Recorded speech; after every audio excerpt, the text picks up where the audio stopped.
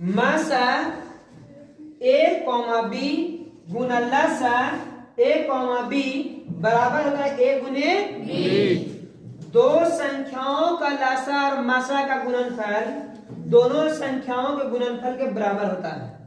दो संख्याओं का मसा और लसा का गुणनफल दोनों संख्या गुणनफल के बराबर होता है। जैसे फॉर एग्जांपल यहाँ 9 और 12 का मसा 3 होता है।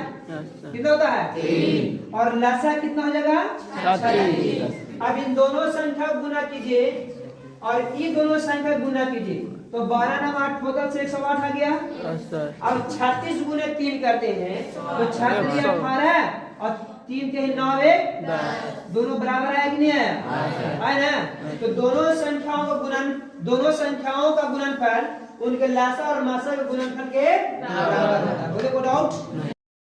दूसरा पॉइंट देखिए, दूसरा पॉइंट है प्रारंभ की कुछ अभाज्य संख्याएं, यानी अभाज्य संख्या शुरू कहां से होती है 2 से 3 5 7 11 13 17 डॉट डॉट करके इसको इनफिनाइट तक ले जाते हैं। कहां तक इनफिनाइट तक।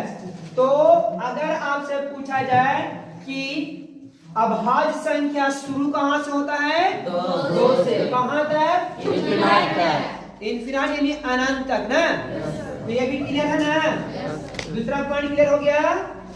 अब लसा ए बी बराबर, अब देखिए कि लसा क्या करे इसमें गुणा कर रहा है, मसा गुणा कर रहा है ना लसा में, तो उधर है तो क्या करेगा ए गुने बी बटा मसा ए बी।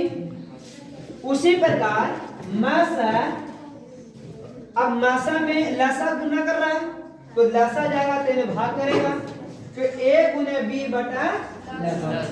समझ में आ गया। कोई डाउट है तो यहां तक क्लियर हो गया। अब देखिए 10 पॉइंट।